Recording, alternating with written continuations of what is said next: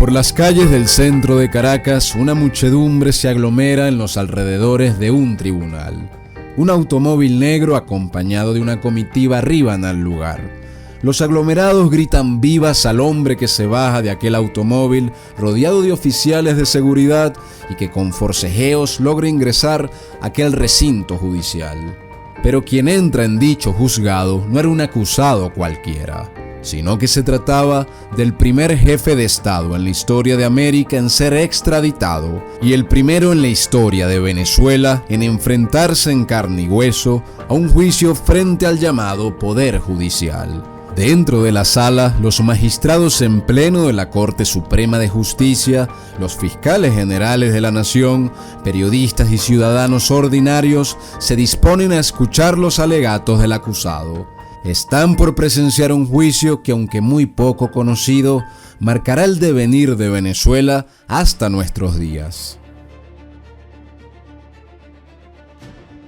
Haciendo uso del derecho de palabra que me ha sido concedido por la Corte, me voy a permitir exponer sucintamente algunos puntos que juzgo de importancia dentro de este proceso.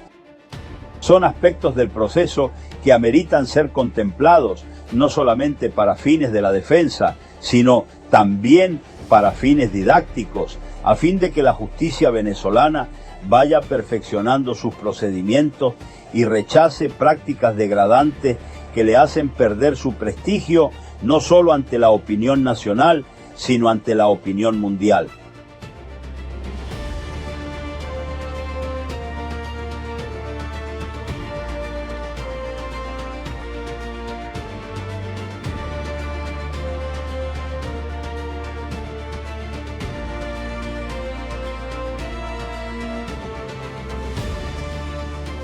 Les habla Reinaldo Carrillo Vilches, esto es La Nueva Enciclopedia y los invito especialmente a que compartan este video con todos los interesados en historia de Venezuela y en la historia de América. Y los invito además a que le den me gusta al video, a que dejen sus comentarios y a que activen la campana con las notificaciones para que les sigan llegando documentales inéditos hechos con mucho sacrificio y con mucha dedicación como el que están a punto de ver.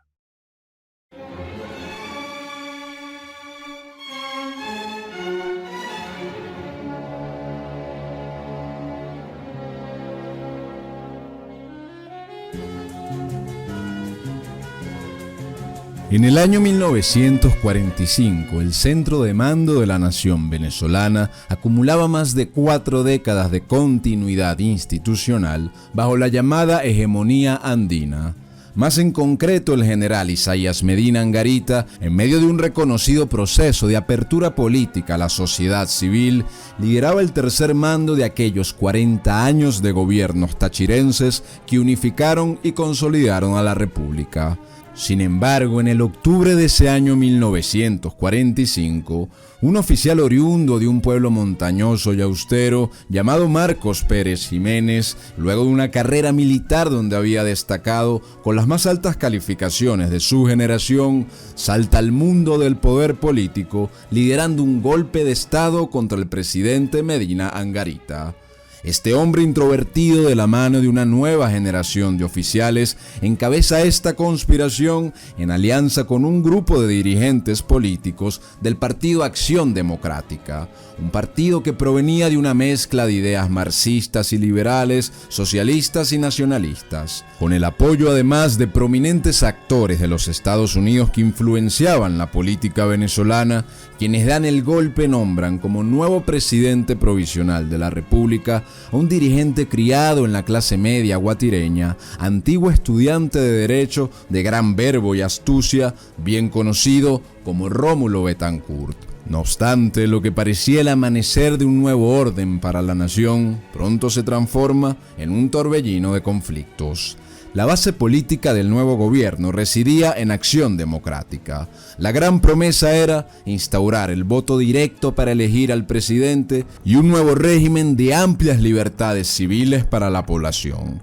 No obstante, en nombre de esta libertad y democracia, el gobierno del llamado Trienio Adeco instaura tribunales contra la corrupción que rápidamente se convierten en tribunales que persiguen, encarcelan o fuerzan al exilio a disidentes y antiguos miembros del gobierno de Medina Angarita.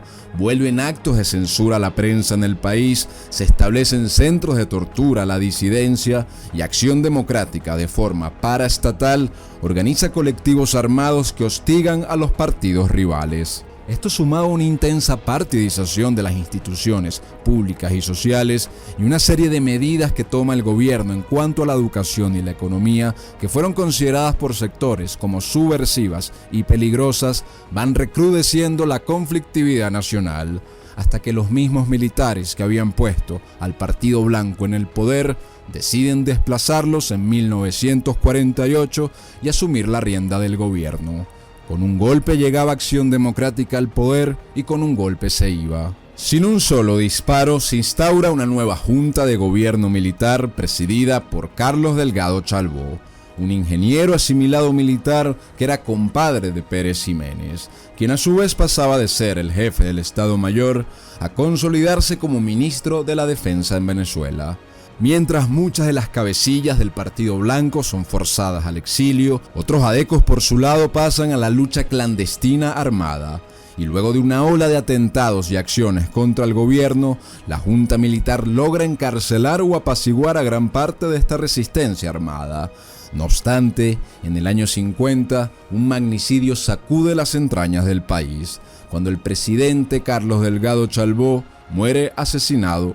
Al año siguiente, en 1951, se realizan elecciones en medio de una situación de incertidumbre, pero el alto mando que rodeaba la junta militar decide desconocer los resultados de esta contienda, cuestión que Pérez Ximénez admite sin tapujos tiempo después, con el argumento de que el partido ganador, que era URD, no era más que una fachada donde estaban los viejos adecos y comunistas que repetirían la experiencia del trienio adeco de volver al poder.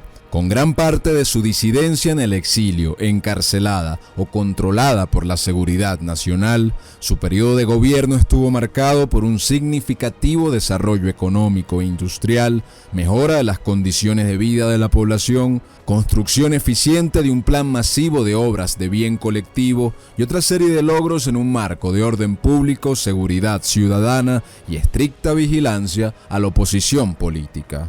Pero importantes actores que en un inicio lo habían apoyado, como los Estados Unidos y buena parte del empresariado nacional, empiezan a retirarle el respaldo, sumado a elementos de la Fuerza Armada que comienzan a conspirar para tomar el poder. En palabras de Pérez Ximénez tiempo después, su nacionalismo no le convenía a los Estados Unidos. Venezuela se estaba convirtiendo en un país muy influyente en la región.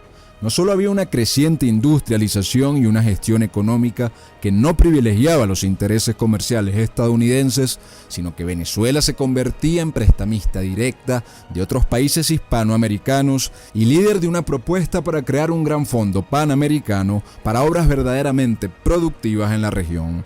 Cuando Estados Unidos intentó bloquear el mercado petrolero a Venezuela, Pérez Ximénez respondió que Venezuela le cortaría el suministro de hierro hacia el norte si lo hacían.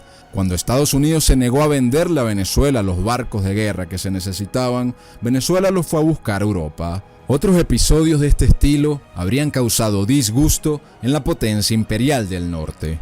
De manera que el Departamento de Estado de los Estados Unidos patrocina en silencio a la oposición venezolana y articula a sus exiliados en los Estados Unidos, cuyo máximo exponente era Rómulo Betancourt, quien además de una ganada reputación de dirigente de masas en Venezuela, ya tenía desde los años 40 muy buenos vínculos con prominentes miembros de la política y el alto empresariado de los Estados Unidos, como el caso de su amistad con Nelson Rockefeller. Pérez Ximénez, desde que asume como presidente en 1952, va descuidando el control de la Fuerza Armada, y frente a la conspiración activa externa e interna y nuevos levantamientos militares que se producen, decide abandonar el poder en Venezuela. Se instauraba una nueva junta militar de gobierno bajo la presidencia de Wolfgang Larrazábal. Con un golpe llegó Pérez Ximénez al poder y con un golpe se iba.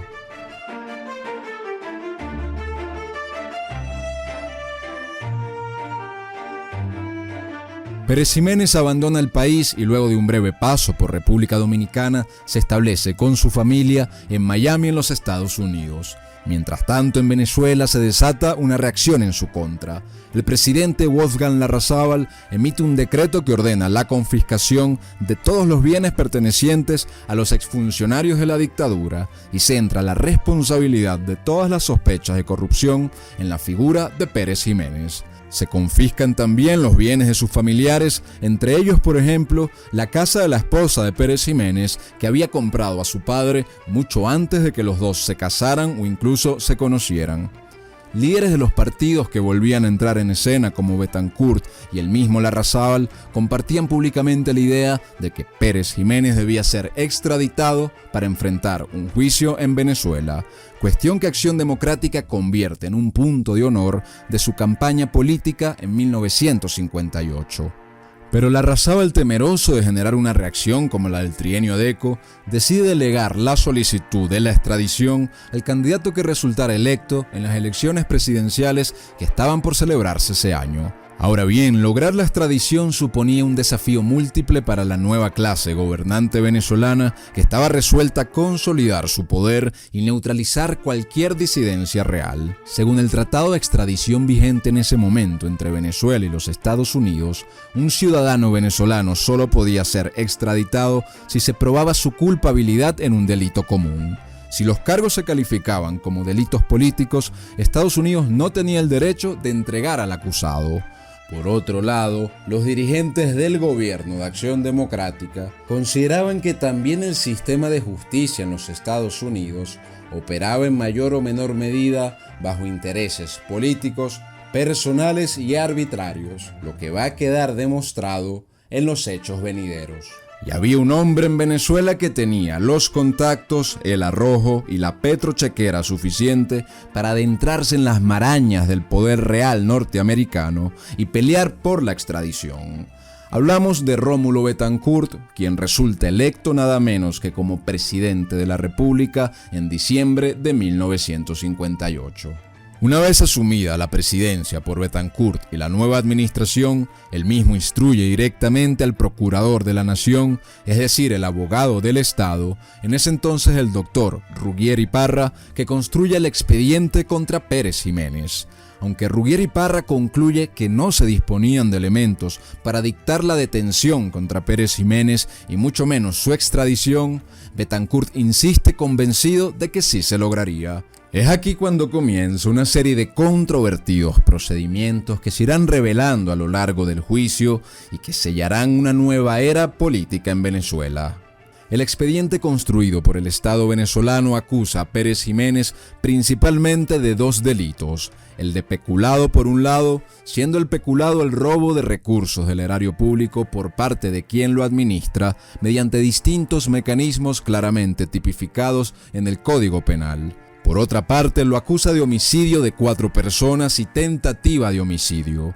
El expediente se sustentaba en una serie de documentos como comprobantes de depósitos, cheques cancelados, documentos de propiedad y las declaraciones de presuntos testigos de estos delitos. En la creación de este expediente en 1959, el procurador de la Nación se habría atribuido funciones que corresponden a las de un juez de un tribunal y dictamina en dicho documento quiénes eran las personas interpuestas de Pérez Jiménez para sus negocios ilícitos, es decir, lo que hoy conocemos como testaferros. A estos presuntos testaferros, establecidos sin juicio alguno, también se les fueron confiscados sus bienes en el país y se les negó cualquier derecho a la defensa. El expediente del procurador y los fiscales denunciará a Pérez Jiménez y sus abogados cuando lo revisen en los próximos meses se habría hecho de forma improvisada a los correazos. Y entre varios de los ejemplos que dan de esto, enseñan cómo entre los supuestos testaferros de Pérez Jiménez en dicho expediente aparece su padre que había muerto hace casi 40 años. Cuando ya se desarrollaba el juicio en Venezuela en su contra a mediados de los 60, Pérez Jiménez en sus largas intervenciones frente a los magistrados y los asistentes de la corte señalará varias de estas irregularidades con un muy particular sentido del humor. Y ante este hecho insólito que está entre lo ridículo y lo grotesco, no me queda otro camino que plantear dos hipótesis primera hipótesis, o el procurador de la nación consideró que quien les habla había nacido con el signo certero de ser presidente de la República y desde que era niño comencé a hacer negocios ilícitos con mi padre en función de mi futuro cargo oficial. O, segunda hipótesis, el procurador descubrió que cuando yo ejercía la presidencia tuve negocios más allá de los límites materiales y pensó el procurador que tal vez yo comerciaba ilícitamente con las ánimas del más allá, prometiendo resurrecciones a las mismas, y yo usaba a mi fallecido padre como agente para estas actividades comerciales.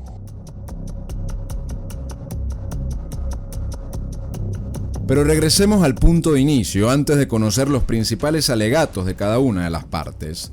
Luego de la creación del expediente por el procurador en 1959, el siguiente paso del proceso penal ocurre a 4 meses después de la asunción de Betancourt, cuando el fiscal general de la República, llamado Dr. Antonio José Lozada, presenta el caso contra Marcos Pérez Ximénez a la Corte Federal de Venezuela, que en 2 años pasará a llamarse Corte Suprema de Justicia. Seguido de esto, bajo procedimientos que abogados calificaron como fuera de la norma, la Corte Federal emite una orden de detención contra el ciudadano Marcos Pérez Ximénez, acusándolo de presuntos delitos de peculado, de homicidio, de tentativa de homicidio y otros delitos donde es señalado como cómplice. El Estado venezolano presenta así formalmente a los Estados Unidos la solicitud de extradición.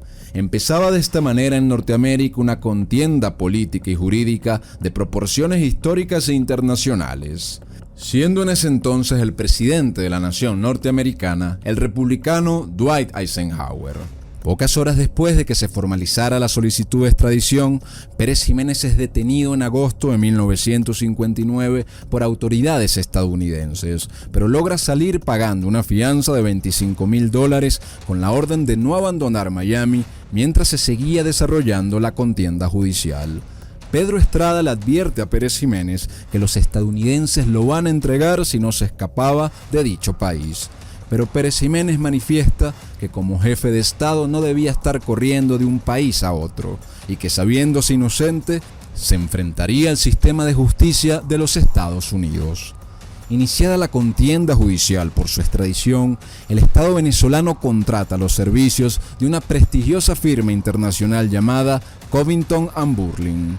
Entre los socios principales de esta firma se encontraba nada menos que Dean Acheson. Dean Acheson era el antiguo secretario de Estado de la presidencia anterior, es decir, una suerte de canciller y consejero cercano de John F. Kennedy.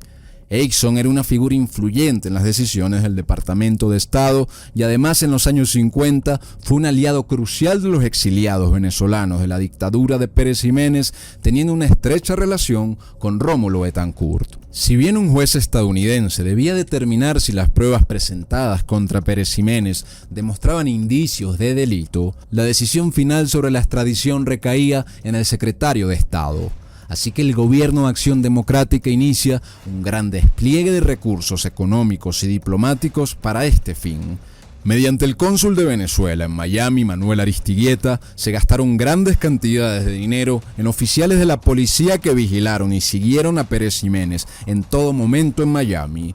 Se gastó en sobornos de funcionarios estadounidenses y en pagos a medios y periodistas norteamericanos para lanzar una campaña mediática contra el expresidente. Durante el juicio en Venezuela, años después, en una de sus intervenciones, Pérez Ximénez diría sobre este asunto lo siguiente.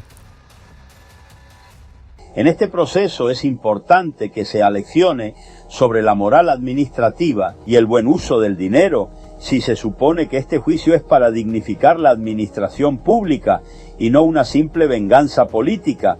Un ejemplo de esto es que, mientras a mí se me acusa de peculado con un expediente cargado de errores y sin ninguna prueba valedera, el señor Manuel Aristigueta, el excónsul venezolano en Miami, que fue el encargado de trabajar incansablemente para mi extradición, hoy tiene un expediente abierto en la Contraloría con numerosas evidencias sólidas de peculado y malversación de fondos públicos.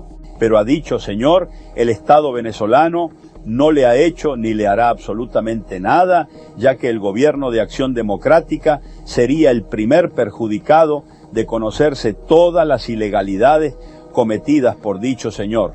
Contrasta esto con altos funcionarios de la dictadura de Pérez Jiménez, que fueron denunciados y enjuiciados por corrupción, cuestión nunca vista hasta el momento en esta democracia. Frente a los tribunales norteamericanos, las partes venezolanas se enfrentan y de inmediato empiezan a manifestarse las irregularidades y parcialidades estadounidenses. El juez que inicialmente debía encargarse del caso, llamado Emmet Choate, había declarado que desestimaría el caso de la extradición de inmediato por considerarlo un evidente asunto político. Sin embargo, tras esta declaración, este juez fue removido y el caso se le asignó a otro juez llamado William Mathis. Un ejemplo que muestra la conducta del juez Mathis es que el gobierno venezolano tenía 60 días para presentar los recaudos probatorios de las demandas contra Pérez Jiménez. Sin embargo, el juez Mathis permite que este lapso se extienda, se vuelva a extender y se vuelva a extender hasta que pasan 10 meses para que se presenten la totalidad de las evidencias. Y luego de que el Estado finalmente formulara todos los cargos contra Pérez Jiménez en junio de 1960, el juez Mathis establece un lapso breve para que el abogado de Pérez Jiménez presentara su defensa. Como mencionamos, en el larguísimo expediente presentado por la Fiscalía, se le acusa de peculado, enriquecimiento ilícito y del homicidio de 4 venezolanos. El documento señala que Pérez Jiménez había aumentado su patrimonio hasta 80 millones de bolívares. Para calcular esta fortuna, fueron sumados todos los bienes y negocios, no solo de Pérez Jiménez, sino también de sus supuestos testaferros. El Estado venezolano argumenta que Pérez Jiménez se había enriquecido mediante distintos procedimientos como el cobro de comisiones a cambio del otorgamiento de contratos inflados en la construcción o en la venta de armamento. Por otra parte, aunque Pérez Jiménez es señalado hasta hoy como responsable de cientos de asesinatos, el gobierno de Betancur solo logra acusarlo formalmente por 4 homicidios. Por su lado, los argumentos de la defensa de Pérez Jiménez contra las acusaciones son múltiples y los iremos presentando a lo largo de esta historia. Pero el argumento fundamental residía en que no presentaba el expediente ni una sola prueba valedera para los delitos financieros de los que se le acusaba, y mucho menos presentaba pruebas valederas para los 4 homicidios que se le imputaban. Más aún, no se presentaba tampoco un hecho claro que tipificara el delito de peculado, ni cómo se habría logrado el presunto enriquecimiento ilícito. De acuerdo con la defensa, según la Constitución de 1953, el presidente no administraba directamente los recursos del Estado, sino que lo hacían los ministros mediante procedimientos además donde intervenían otros organismos. Y como el peculado por definición solo ocurre cuando es el funcionario quien administra directamente los fondos públicos, argumentaban que era mecánicamente imposible que el presidente fuese culpable de este delito. En sintonía con esto, el expediente no establecía cómo los demás organismos responsables de la administración pública habrían intervenido en la comisión de estos delitos señalados. Por ejemplo, no se explica en estas supuestas compras fraudulentas a precios inflados dónde intervino un ministro, dónde intervino el contralor y dónde están los demás actores del proceso, a la vez que no se citó a dichos funcionarios para preguntarles si habían recibido instrucciones para apartarse del procedimiento. La tesis de los fiscales era que el gran aumento patrimonial de Pérez Jiménez no estaba justificado dentro de su salario ni de sus ganancias, por lo que debía ser producto de negocios ilícitos. Durante su juicio en Venezuela años después, Pérez Jiménez y su defensa denuncian esto como una nueva teoría jurídica sin basamento. Los fiscales quieren que el tribunal acepte la teoría de que como yo tengo dinero, ese dinero es forzosamente mal habido. No presentan siquiera un solo hecho que tipifique el delito de peculado, ni mucho menos aportan pruebas valederas. Si se aceptara esta nueva teoría revolucionaria, toda persona que haya ocupado un cargo público y que tenga dinero debe ser procesada por peculado. Otra de las teorías peregrinas de los fiscales es que, aun cuando no hay pruebas sobre el hecho, unos supuestos indicios deben ser considerados como prueba, contrariando así a la ley que establece claramente cuál es el procedimiento para que algo se constituya en prueba plena de un delito. No sé si puede haber tribunal en nuestro país que se deje convencer con este tipo de teorías novedosas del derecho. La defensa de Pérez Jiménez denuncia que el largo expediente no solo estaba lleno de supuestas inconsistencias, sino que reflejaría un muy bajo nivel profesional de los fiscales. Uno de los varios ejemplos de ello lo da Pérez Jiménez durante el juicio público en Venezuela, al señalar lo que él calificaba como un absurdo aritmético y una ofensa hacia los magistrados de la Corte, puesto que el expediente ofrecía un monto total preciso del dinero supuestamente robado por Pérez Jiménez, con céntimos exactos incluidos, pero cuando se desglosaba en el expediente cómo se había conseguido esa cifra total precisa de dinero, varios de los montos desglosados individuales eran montos aproximados o números imprecisos, una inconsistencia matemática que no desperdicia en hacer saber a todos en el juicio a su manera. Como en mi entender es imposible matemáticamente llegar a un monto total preciso, sumando cifras imprecisas, debo concluir que los fiscales de la República deben regresar a la escuela primaria en virtud de que carecen de los más elementales conocimientos de la aritmética, o más bien debo concluir que han descubierto una nueva teoría matemática revolucionaria. De comprobarse lo segundo, seré el primero en inclinarme reverente ante quienes posiblemente sean candidatos a obtener un premio Nobel de Matemáticas. Luego de un tiempo con el juez Mates, en septiembre de 1960, este juez encargado es destituido repentinamente, lo que provoca una nueva paralización del juicio. De acuerdo con los involucrados, esto se debió a que las autoridades estadounidenses, coludidas con la firma privada que representaba al Estado venezolano, temían que si se aprobaba la extradición, la administración del presidente Eisenhower pudiese echar abajo el caso por su inevitable connotación política. Así que suspendido el caso, este se reanudaría cuando alguno de los dos candidatos presidenciales, Richard Nixon o John F. Kennedy, asumieran el poder. Esta contienda electoral daría un resultado que sería determinante para la vida de Pérez Jiménez.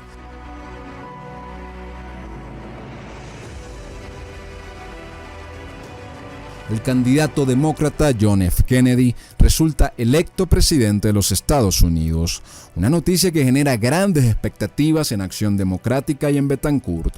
Por un lado, Kennedy era muy cercano a Dean Acheson, quien mencionamos previamente era amigo y contratado por Betancourt para este caso. Por otra parte, Kennedy implementa una política exterior que tiene a Betancourt y a Venezuela como un aliado clave. Por último, correspondía el nombramiento del nuevo encargado del Departamento de Justicia, que no era electo por el Congreso, sino designado a dedo por el presidente. Y en la nación que muchos consideran como gran modelo de división de poderes y de la independencia de la justicia, el nuevo presidente John Kennedy designa como fiscal general de la nación a nada menos que a su hermano menor, Robert F. Kennedy.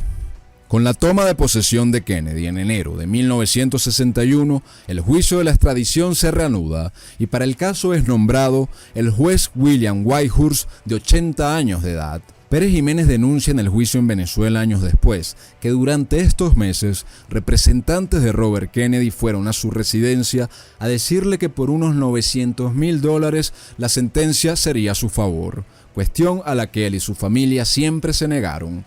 También denuncia cómo los procuradores de la Florida, que eran funcionarios del Poder Ejecutivo, no disimulaban en mostrar cómo manejaban a los jueces que eran del Poder Judicial.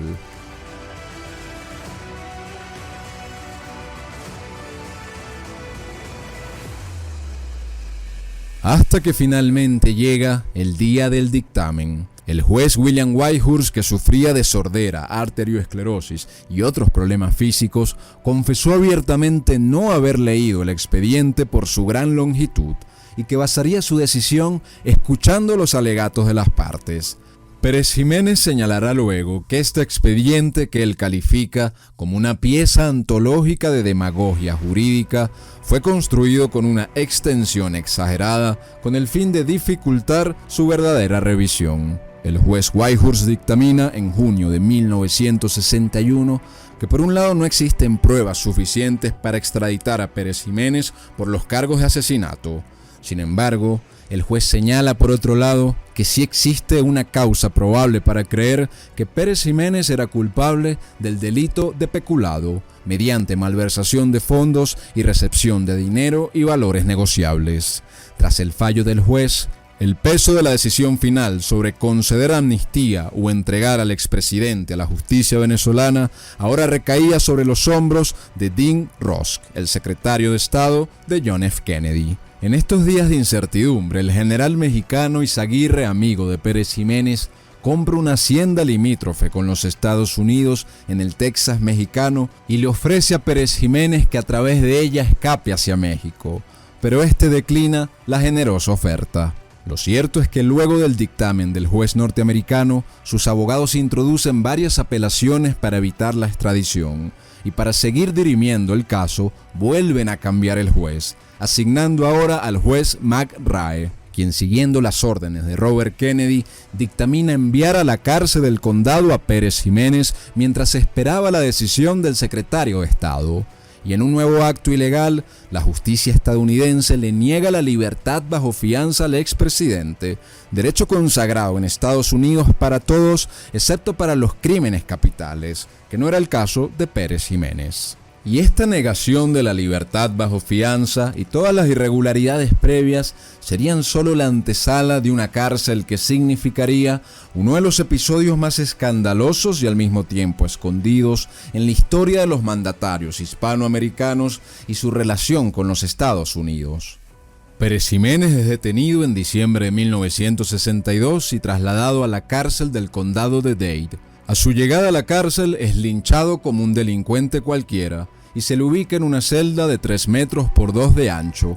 La luz de la habitación siempre estaba encendida y en cuestión de meses rebajó 20 kilos por el pésimo estado de la comida. Además, se le sacaba regularmente para meterlo en otras celdas con presos comunes y se le desnudaba de manera constante para hacerle pesquisas. En el juicio, Pérez Jiménez, años después, detalla cómo los oficiales encargados de la cárcel eran parte de la red de funcionarios de la Florida del gobierno estadounidense, sobornados por los petrodólares venezolanos. También cuenta cómo el sobrino del juez McRae presuntamente se habría acercado a la esposa de Pérez Jiménez para ofrecerle resolver toda esa situación a cambio de $3 millones. En los tribunales de Caracas, durante su juicio frente a los magistrados, Pérez Jiménez dice sobre su trato en Estados Unidos: manifiesto estas cosas no para inspirar compasión. A nadie como a mí la compasión ofende. Manifiesto estas cosas para señalar hechos que resultan más lesivos a la dignidad del gentilicio venezolano que a la mía. Y tal tratamiento resulta lesivo también a la dignidad de todos los latinoamericanos, porque los yanquis indudablemente consideran que si se puede humillar de tal manera a quien ocupó la más alta magistratura de un país latinoamericano, ¿qué no se podrá hacer con los demás ciudadanos de esos países?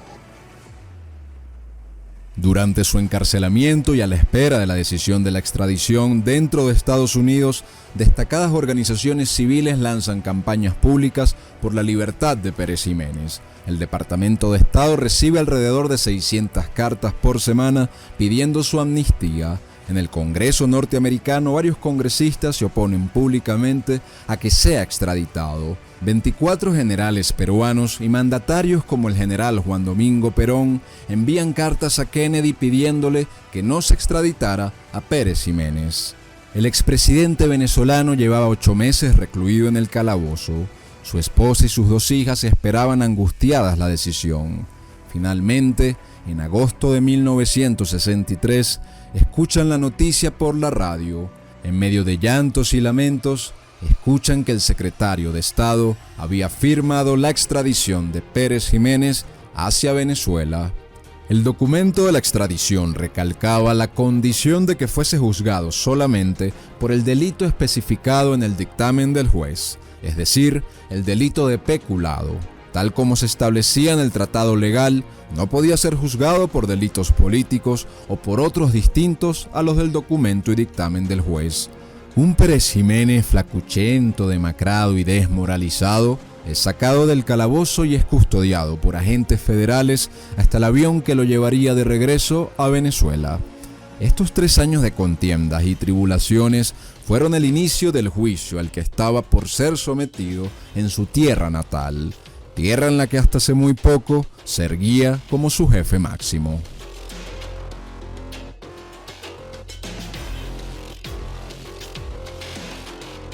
Cuando se firma la extradición en 1963, han pasado solamente 5 años desde la caída de Pérez Jiménez, y sin embargo, son muchos los cambios que ha vivido Venezuela durante su ausencia. A la par de la llegada de nuevas libertades civiles, desde el mismo 1958 se recrudece el clima de conflictividad política y social en el país. Para 1960, Rómulo Betancourt suspende las garantías constitucionales y en los próximos años sufre varios golpes de Estado fallidos, a la vez que se forma un creciente escenario de violencia entre el Estado y grupos disidentes y guerrilleros, sumado además a problemas económicos como el alza en el desempleo y la devaluación del bolívar. Para agosto de 1963, Rómulo Betancourt está a punto de terminar su presidencia constitucional y las elecciones están a la vuelta de la esquina. A su llegada, Pérez Jiménez es la noticia del momento. La prensa y las declaraciones de dirigentes de Acción Democrática son hostiles contra él. A su vez, una resolución del Colegio de Abogados del Distrito Federal había prohibido tiempo atrás que los abogados colegiados representaran a cualquier exmiembro de la Seguridad Nacional. No eran pocas las dudas sobre la imparcialidad o no del proceso que estaba por enfrentar el expresidente. A su llegada, Pérez Jiménez es trasladado a la prisión de San Juan de los Morros, donde permanece encarcelado en mejores condiciones que en Estados Unidos. Se debe agregar que el abogado de Pérez Jiménez consideraba que desde su inicio, la orden de detención que había emitido la Corte Federal sin que hubiese todavía juicio ni sentencia era ilegal e incompatible con el ordenamiento jurídico venezolano. El organismo que enjuiciará a Pérez Jiménez en Venezuela será la Corte Suprema de Justicia, en otrora conocida como Corte Federal. Para su defensa ante la Corte, Pérez Jiménez elige a la firma de Rafael Naranjo Osti, y por el otro lado, el fiscal general de la Nación, Antonio José Lozada, y el Ministerio Público encabezarán como acusadores la representación del Estado venezolano en el juicio. Aquella Corte Suprema contaba con 3 tribunales que sumaban en total 15 jueces magistrados que eran escogidos por el Congreso de la República, en ese entonces de mayoría de Acción Democrática. Como el acusado se trataba de un expresidente, las 3 cámaras debían reunirse conjuntamente para escuchar el caso y se requería una mayoría entre los 15 magistrados para establecer una sentencia. Pérez Jiménez y sus simpatizantes estaban convencidos de que además de los argumentos jurídicos que eran fundamentales y parte de la contienda, el trasfondo final de este conflicto era un conflicto político. Y por ello Pérez Jiménez debía no solo abordar el juicio con argumentos jurídicos, sino sobre todo con argumentos políticos y con una estrategia mediática, no solo refutando a la Fiscalía, sino defendiendo su obra de gobierno.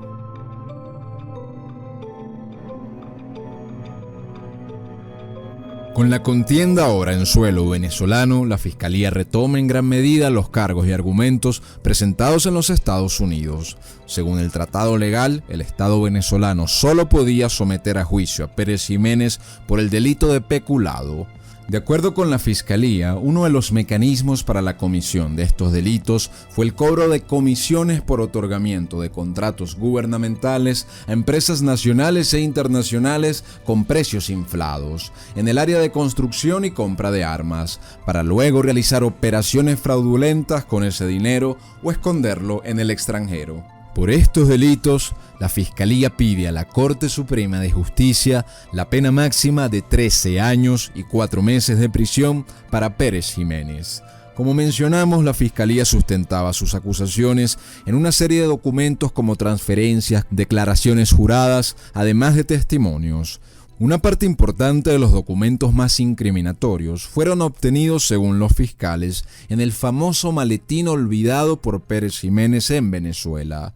Este maletín ha sido objeto de numerosas leyendas y muchos venezolanos de buena fe están convencidos que en el apuro del escape allí fueron olvidados millones de dólares. Debe señalarse sobre esto en primer lugar que, según denuncia Pérez Jiménez e involucrados en el hecho, el maletín no fue olvidado, sino sustraído, es decir, fue robado por los oficiales encargados de custodiar la casa de Pérez Jiménez en El Paraíso mientras su familia se dirigía al aeropuerto de La Carlota.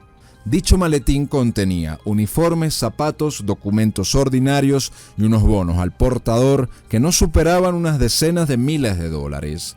Varios de esos bonos fueron robados y repartidos entre los oficiales hasta que el maletín fue enviado a altos funcionarios del nuevo gobierno provisional que, según los testimonios de altos cargos del ejército, terminaron de saquear lo que quedaba de los valores al portador que estaban allí dentro del maletín. Y de acuerdo con Pérez Jiménez, estos funcionarios del nuevo gobierno llenaron el maletín con documentos ajenos y apócrifos que jamás le habían pertenecido.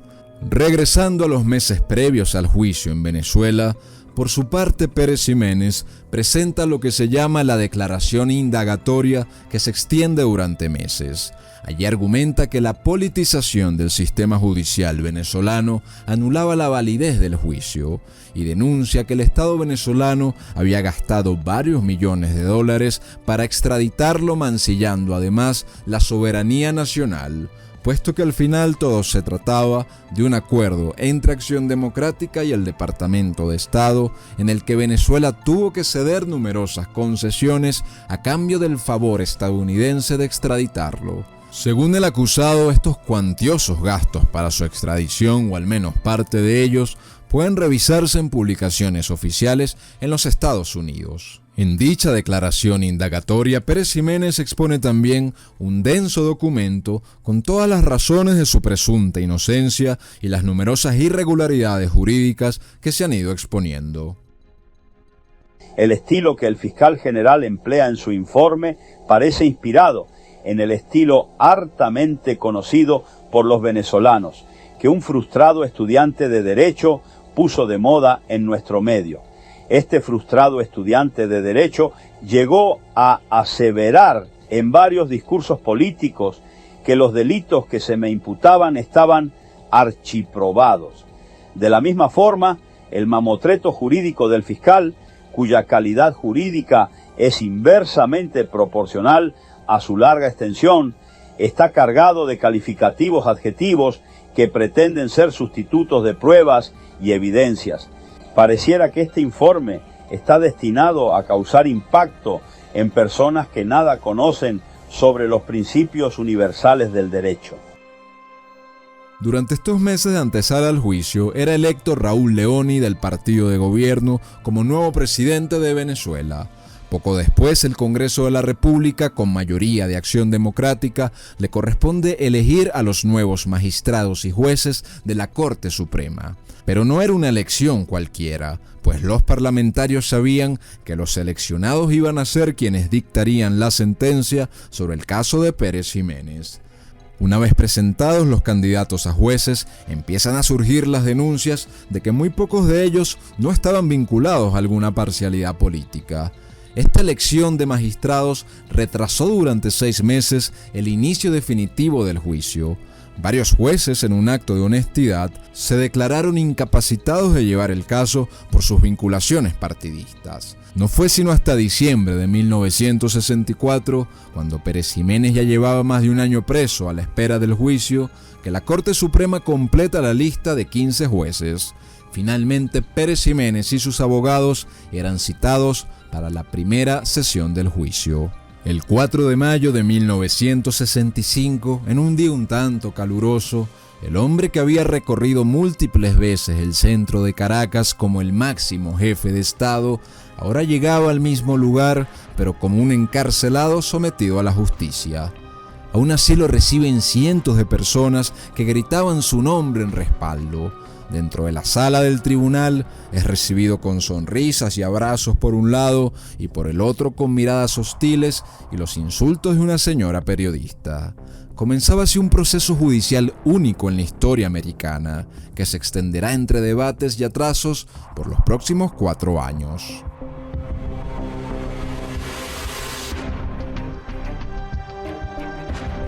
Dentro de la sala del tribunal, con su habitual seguridad y soberbia de quien está convencido de tener la razón, Pérez Jiménez hace la primera intervención para la contestación de sus cargos, frente a los magistrados, los 2 máximos fiscales de la República y un numeroso público. Me encuentro profundamente sorprendido por la calidad de los cargos que me han hecho.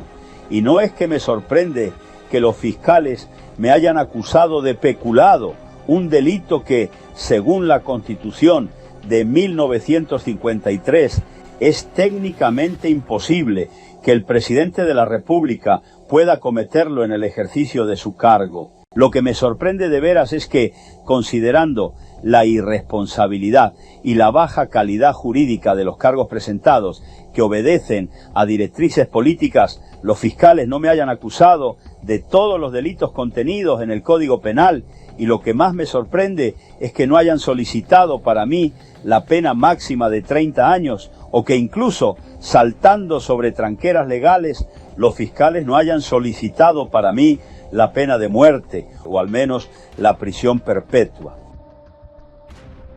Enseguida, tanto en esta sesión del juicio como en las siguientes, Pérez Jiménez procede a exponer las numerosas inconsistencias e irregularidades de los cargos presentados, que a su juicio evidenciaban no solo que todo se trataba de una venganza personal y política, sino también la baja calidad profesional de los fiscales. Pérez Jiménez reitera que ni en los documentos ni en las declaraciones del extenso expediente del fiscal aparece un solo acto que bajo el Código Penal venezolano constituya delito tipificado de peculado, y que ni para ese delito ni para las demás acusaciones contenía una sola prueba valedera. Señala además la insólita inclusión de su padre muerto hace 40 años como testaferro. Señala el absurdo aritmético de haber llegado a una cifra total exacta del dinero robado usando distintas cifras inexactas y aproximadas. Denuncia varias veces la falta de conocimiento militar de los acusadores, puesto que en el expediente insinuaban que el ministro de Defensa podía comprar armamento como quien manda comprar algo en un abasto, cuando la realidad es que para cada adquisición militar se cumplía un largo proceso en el que intervenían distintos organismos técnicos y organismos de mando de la Fuerza Armada. Sin embargo, los fiscales ni intentan indicar cuáles organismos de la Fuerza Armada y de qué manera habrían omitido o sido cómplices de una supuesta compra fraudulenta con precios inflados, así como tampoco fueron llamados quienes ocupaban dichos cargos bien definidos en aquel entonces para que testificaran si habían presenciado algún hecho punible sobre este asunto. Supongamos que el ministro sí recibió un soborno para inflar los precios. Así como hay un sobornado, también hay un sobornador, al que también le corresponde una sanción. Pero como cosa insólita, tal sobornador es como si no existiese en el expediente. Y una cosa más insólita aún es que la compañía a la que presuntamente habríamos comprado el equipamiento militar con sobreprecio, que sería tan culpable de corrupción como el ministro, sigue hoy trabajando con el Estado venezolano. Cuestión que no se explica si aquí se buscara sanear la administración pública en lugar de perseguir a un adversario político. Pérez Jiménez a su vez denuncia lo que él considera algo muy grave, y es que los fiscales habrían incurrido en delito de traición a la patria tipificado en el Código Penal, por haber revelado innecesariamente información que es considerada secreto militar y que ponía en riesgo la posición de la Fuerza Armada frente a los enemigos del país. Por otro lado, durante el juicio se puso en evidencia que varios testigos habrían sido coaccionados o sobornados para modificar su testimonio. Tal fue el caso de la familia Isa, que eran dueños de unas tierras que habrían sido vendidas a un presunto testaferro de Pérez Jiménez, que a diferencia de lo que testificaron en 1959, en 1967 declararon que Pérez Jiménez no había tenido nada que ver con aquellas transacciones y que su experiencia declarando en la policía técnico-judicial en aquel año habría sido un tanto intimidante por la situación delicada que se vivía. En el contrainterrogatorio, David Isa señala, abro comillas, que hubo algunas respuestas que fueron insinuadas. Lo mismo ocurrió con el testimonio de Beltrán Blechinver, que en 1959 testificó que Pérez Jiménez había recibido algunas comisiones de los contratos con su empresa, pero se negó a ratificar esta declaración en 1967 e incluso dijo que le habían sido forzadas esas declaraciones por un abogado que dijo ser de la oficina del fiscal general y por 5 personas. Pérez Jiménez insiste en su intervención en que espera que los jueces venezolanos hayan leído el expediente completo y teme que si no lo hacen, simplemente se plieguen a la decisión que les traiga otro juez o político. A raíz de unas nuevas maniobras que empiezan a percibir los abogados de Pérez Jiménez, estos recuerdan que de acuerdo con el tratado de extradición, Pérez Jiménez no podía ser juzgado por delitos diferentes al que motivó la extradición, es decir, el delito de peculado. Sin embargo, las autoridades venezolanas, a medida que avanzaba el juicio, fueron introduciendo nuevos cargos. De hecho, el 27 de noviembre de 1967, frente al creciente desprestigio que estaba tomando el juicio en la opinión nacional y con 4 años del expresidente ya en la cárcel, que más bien le estaban haciendo ganar popularidad, el fiscal general Antonio Lozada declara a la prensa que si la Corte Suprema de Justicia terminaba rechazando el criterio de la acusación de los fiscales, es decir, que hubo peculado, la Corte podría emitir la opinión de que más bien hubo concusión o lucro de funcionario, es decir, otro tipo de delito, y aplicar una pena en función de ello. El delito llamado lucro de funcionario, distinto al peculado, se comete cuando un funcionario recibe una retribución extraordinaria o irregular por algún aspecto del ejercicio de su cargo, como ventajas en contratos comerciales o tráfico de influencias. Aunque Pérez Jiménez solo podía ser legalmente juzgado por peculado, y aunque según la defensa tampoco habría pruebas sólidas para este otro delito de lucro de funcionario, el fiscal general anunciaba a la prensa esta posible resolución. Se denuncia también que el tribunal no permitió a la defensa de Pérez Jiménez extraer documentos del Ministerio del Interior y el Ministerio de la Defensa que exponían informes sobre cómo se habían hecho las compras en las que se le acusaba de sobornos y de cobro de comisiones. Un aspecto clave de este proceso puede ser la pregunta de entonces cómo Pérez Jiménez logró hacer su fortuna y vivir en la mansión en la que vivía en España. En el presente documental no afirmamos ni negamos que Pérez Jiménez haya aprovechado su posición de poder para la ganancia monetaria personal. Es adecuado y justo que se presente su versión de los hechos frente a los señalamientos del juicio. Si bien el expresidente afirmó en el juicio que es responsabilidad de los acusadores demostrar el hecho punible o ilegal y que él no tiene ninguna obligación a dar cuenta de cómo construyó su fortuna, Pérez Jiménez primero asevera que es incorrecta la presunción de los fiscales de que según sus sueldos y ganancias, él no debería tener más de unos 300.000 bolívares. Y para refutar esto se dedica a explicar al juzgado de forma detallada el proceso cómo a través de inversiones financieras en la bolsa a nivel internacional, operaciones que Pérez Jiménez realizaba de forma continua ya desde sus tiempos de jefe del Estado Mayor en los años 40, podrían este tipo de operaciones dar retornos en tan solo de un año de miles, decenas o hasta cientos de miles de bolívares, de forma legal y legítima, sobre todo con la fortaleza del bolívar en aquel entonces. A su vez, el alegato que da Pérez Jiménez en entrevistas posteriores es que desde que era profesor en la Academia Militar como oficial y ya ganaba más que sus compañeros, y especialmente luego como jefe del Estado Mayor y posteriormente como ministro de la Defensa antes de ser presidente, Disponía ya de un buen capital excedente que desde entonces invirtió en distintos negocios lícitos. Luego, como miembro de la Junta de Gobierno y como presidente de la República, habría podido acrecentar todavía más sus inversiones en rubros como los bienes raíces dentro y fuera de Venezuela o en operaciones financieras en la bolsa de distinta índole, nacionales e internacionales. Y según la expresión del mismo Pérez Jiménez, a los jefes de Estado se les para la caza en la punta de la escopeta. Es decir, a un presidente se le pueden presentar muy fácilmente negocios lícitos muy productivos, o incluso del ejemplo de regalos como un valioso terreno que le obsequiaron en Baruta cuando ejercía la primera magistratura.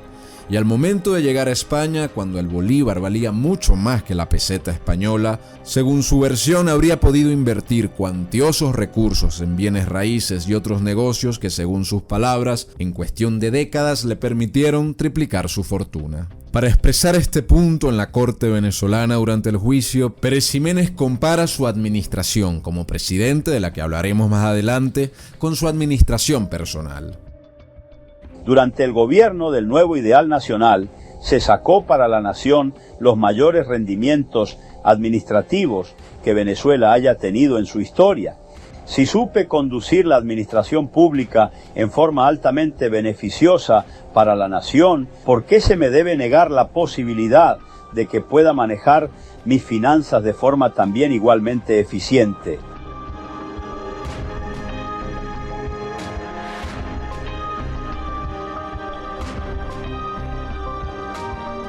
Ahora bien, todo lo expuesto anteriormente sintetiza varios de los principales argumentos jurídicos, pero como mencionamos, tanto en la primera como en las siguientes sesiones del juicio, Pérez Jiménez se propone no solo refutar los cargos, sino, consciente del trasfondo político, se dedica a defender su obra de gobierno, además de contrastarla con los años siguientes. Según él, es evidente que desde 1958 habría ocurrido un alarmante deterioro de la moral en la administración pública y un incremento de la corrupción en el Estado.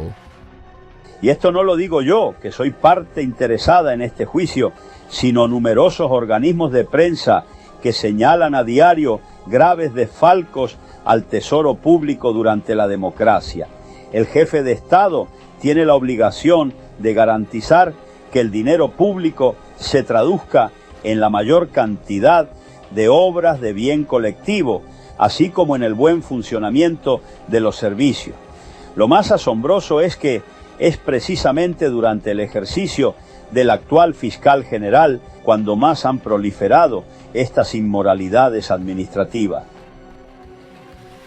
En este momento, con estas palabras, se produce un incidente en el seno de la sala, en donde el fiscal, fuera de sí, con ademanes violentos, empieza a golpear la mesa y a protestar interrumpiendo a quien tenía derecho de palabra, incluso poniéndose en posición de agresión física hacia Pérez Jiménez. Esto generó un alboroto que obligó al presidente de la Corte a llamar un receso de la sesión. Y en un episodio muy similar, durante una sesión del juicio, el fiscal estalló en una arenga política contra el acusado, que luego terminó restándole credibilidad frente a la opinión pública y frente a algunos magistrados. Reanudada la sesión después de este incidente, Pérez Jiménez, siendo acusado de corrupción, procede a contrastar la realidad administrativa de su periodo contra el periodo de gobierno de quienes lo enjuician.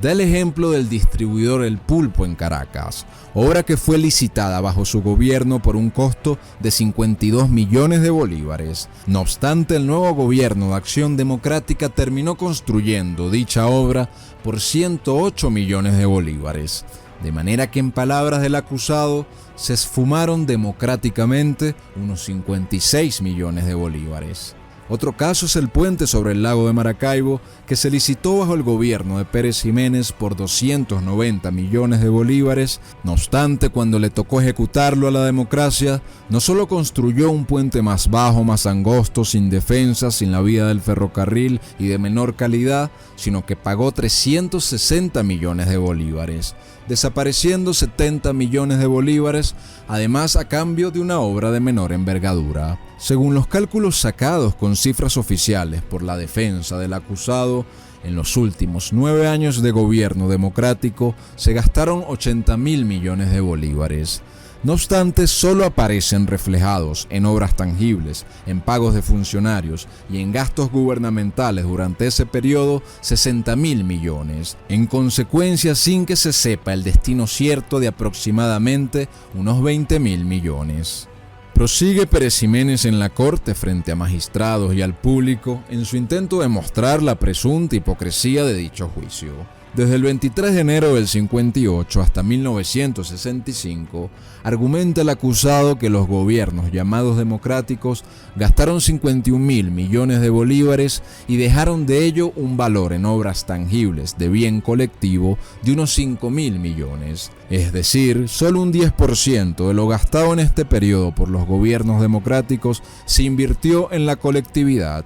Mientras tanto, entre 1948 y 1958, bajo el nuevo ideal nacional, se gastaron 25.000 millones de bolívares, de los cuales quedaron obras tangibles para la colectividad valoradas en 9.000 millones. Es decir, 40% de lo gastado bajo los gobiernos del nuevo ideal nacional se habrían invertido en obras para la colectividad, en contraste con el 10% democrático. Por lo tanto, y dice Pérez Ximénez en la sala que no es una cuestión menor, con la mitad del dinero de la llamada democracia, el nuevo ideal nacional construyó el doble que la misma. Y no puro cemento, como critican algunos, sino en una infraestructura para la industria, para la agricultura y la producción general, en viviendas populares y centros hospitalarios, en colonias vacacionales y casas sindicales para los trabajadores, en la siderúrgica y la petroquímica, en obras de electrificación y de riego como las del Caroní de Guárico, en servicios básicos para toda la población, y todo esto, agrega Pérez Ximénez, en un ambiente de paz ciudadana distinto a la década violenta de los 60 y sin necesidad de endeudarse a los niveles que ya venían haciéndolo los gobiernos acción democratistas. Pérez Ximénez en el juicio señala con nombre y apellido quienes presuntamente intervinieron para que se lograra esta vendetta política. Nombra a Dean Acheson, a Nelson Rockefeller, John F. Kennedy, Pablo Ruggieri Parra, Enrique Tejera París y otros.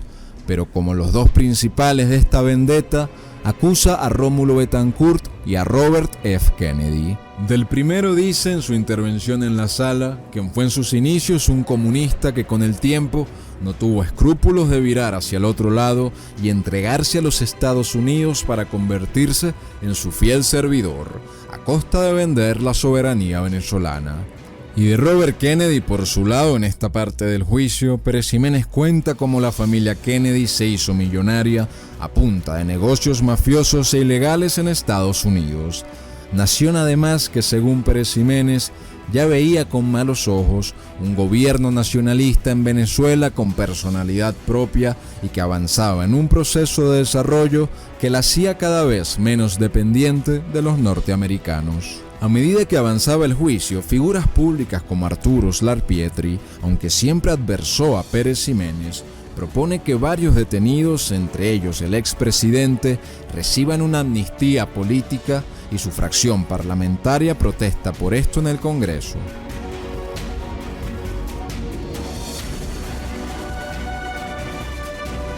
Concluidas las audiencias del reo y el periodo probatorio del juicio, luego de 5 años de atrasos, debates y acusaciones, ya han sido escuchados los argumentos de ambas partes y el juicio pasa a su fase final. La tan esperada sentencia de la Corte Suprema de Justicia llega el 1 de agosto de 1968, a pocos meses de las elecciones generales. En primer lugar, la mayoría simple de la Corte Suprema determina que Pérez Ximénez no podía ser culpable de peculado o malversación al no haber tenido custodia directa del tesoro público. También se descarta la hipótesis del uso de personas interpuestas o testaferros, ya que ninguna prueba era clara al respecto. Y en líneas generales, los numerosos errores e inconsistencias del expediente restaron credibilidad a la acusación. Es decir, la Corte Suprema de Justicia declara absuelto a Pérez Ximénez del delito de peculado. Sin embargo, mediante una maniobra que la defensa del acusado consideraba que violaba el tratado de extradición, puesto que solo podía ser enjuiciado por peculado, y sobre la base de unos razonamientos jurídicos que consideraban carentes de pruebas valederas, 8 de los 15 jueces de la Corte Suprema encuentran culpable a Pérez Ximénez del llamado delito de lucro continuo de funciones públicas, conocido también como lucro de funcionario. El delito que hace un año el fiscal general en la prensa había vaticinado, o más bien acordado. En consecuencia, el tribunal condena al expresidente Marcos Pérez Ximénez a 4 años, 1 mes y 15 días de prisión. Pero como el general ya había pasado más tiempo que ese en la cárcel, quedaba liberado inmediatamente, lo que significa que pagó más tiempo de cárcel que lo que indicó la sentencia oficial. Algunos de los juristas del expresidente señalaron que se le condenó culpable de este delito solamente para justificar los 5 años que ya había llevado en prisión en espera de una sentencia. Otros 5 magistrados de la Corte Suprema opinaron que si bien Pérez Ximénez no podía ser responsabilizado por los actos de corrupción de otros funcionarios, era necesario modificar la ley y castigarlo con una condena de 15 años y 8 meses para sentar un precedente que velara por la responsabilidad administrativa. Pero esta idea nunca prosperó. Por otra parte, los 2 jueces restantes opinaron que Pérez Ximénez debía ser liberado sin condena alguna.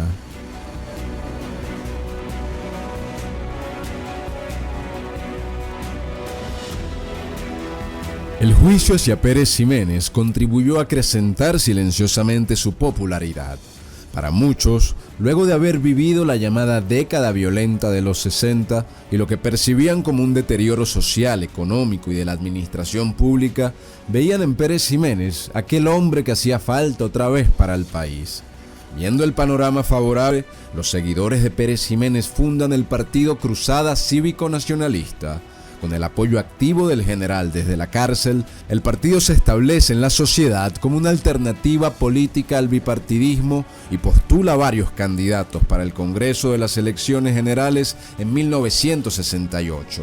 Entre ellos, Marcos Pérez Ximénez encabeza la lista de candidatos al Senado por el Distrito Federal. Pérez Ximénez es liberado 3 meses antes de esta contienda electoral en 1968. En este escenario, el gobierno de Raúl León intenta varias maniobras para eliminar su candidatura, pero no lo logra. Llegada la elección, el desempeño de Cruzada Cívico-Nacionalista en los comicios parlamentarios excede sus expectativas. Con una campaña propagandística bastante reducida, sin un aparato partidista, con un movimiento que solo tenía par de años consolidado y sin Pérez Ximénez dentro del país haciendo campaña, Cruzada Cívica obtiene 400.000 votos a nivel nacional y captura el 26% del voto parlamentario en Caracas, siendo Pérez Ximénez el más votado de la capital. Este exitoso resultado de las urnas le concede a Cruzada Cívico-Nacionalista el derecho a 4 senadores y 21 diputados, conformándose como la 4ª fuerza política más grande en el Congreso de un movimiento que apenas nacía. Un dato imprescindible para comprender estas victorias es que el apoyo a Pérez Ximénez no vino principalmente de la clase media o la clase alta, sino de las clases bajas caraqueñas, que era el sector más afectado por los problemas de la capital. Este fenómeno político-electoral en el que se había convertido Pérez Ximénez causa alarma entre los líderes del régimen bipartidista. Ven un riesgo real de que Pérez Ximénez lance una candidatura exitosa a la presidencia en 1973. Así que, contrariando su principio de que el voto popular es el principal legitimador de la labor política, Acción Democrática y otros sectores políticos del país emprenden un nuevo proceso para desplazar al senador recién electo de la escena política venezolana. Primero buscan asegurarse de que Pérez Ximénez no regresara a Venezuela para asumir su escaño en el Senado. El partido argumenta ante las autoridades electorales que el general no había sido registrado como votante y por lo tanto no era elegible para postularse como candidato.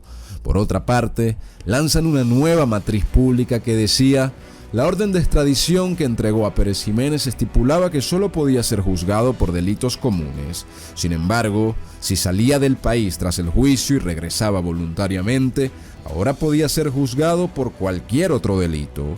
Y sobre la base de un sistema de justicia parcializado políticamente, era una amenaza más que creíble. De hecho, poco después de esto, una familia que decía ser víctima del gobierno de Pérez Jiménez inicia una acción judicial en su contra, por lo que si regresaba a Venezuela, había una buena posibilidad de que enfrentara un nuevo juicio político. Así que frente a esta amenaza, un Pérez Jiménez ya un tanto desencantado y cansado, opta por no regresar a Venezuela a ejercer su cargo de senador. A pesar de esto, la delegación parlamentaria de Cruzada Cívico-Nacionalista va abonando el terreno para su candidatura presidencial. Pérez Jiménez regresa a Venezuela en 1972 no para ejercer su escaño en el Congreso, sino para inscribirse como candidato presidencial en las elecciones generales de 1973. Lo que Pérez Jiménez ni sus allegados esperaban es que esta sería la última vez que pisarían suelo venezolano. La respuesta de Acción Democrática a su candidatura presidencial llega de inmediato. El Partido Blanco propone en el Congreso una enmienda constitucional para prohibir que cualquier persona condenada por corrupción pudiese ocupar cargos públicos. Era abierto y explícito que esta enmienda constitucional tenía como objetivo la inhabilitación de Pérez Jiménez. En el debate, Luis Herrera Campins y algunos políticos independientes sostienen que incluso Pérez Jiménez debería gozar los derechos de vivir en una democracia. Pero COPEI y Acción Democrática llegan a un acuerdo para aprobar la enmienda en el Congreso, enmendando la Constitución expresa y únicamente para anular políticamente al expresidente. Y para cerrar definitivamente el asunto, el ministro de Relaciones Exteriores de Rafael Caldera anuncia que Pérez Jiménez será detenido si pone un pie otra vez en Venezuela. Con esta alianza de la partidocracia, queda sepultada para siempre la carrera política del general, quien vivirá el resto de sus años de vida en España hasta su fallecimiento en el año 2001. Puede resultar inexplicable para muchos que un militar formule argumentos ceñidos a los principios universales del derecho, mientras que determinados profesionales del derecho se apartan de esas leyes y normas, procurando que el tribunal emita sentencia con el único propósito de satisfacer mezquinas ansias de revancha política. Nosotros, los que estamos actuando en este juicio, no tenemos el derecho de exhibirnos como si Venezuela fuese un país subdesarrollado desde el punto de vista de sus instituciones y de la calidad integral de sus profesionales.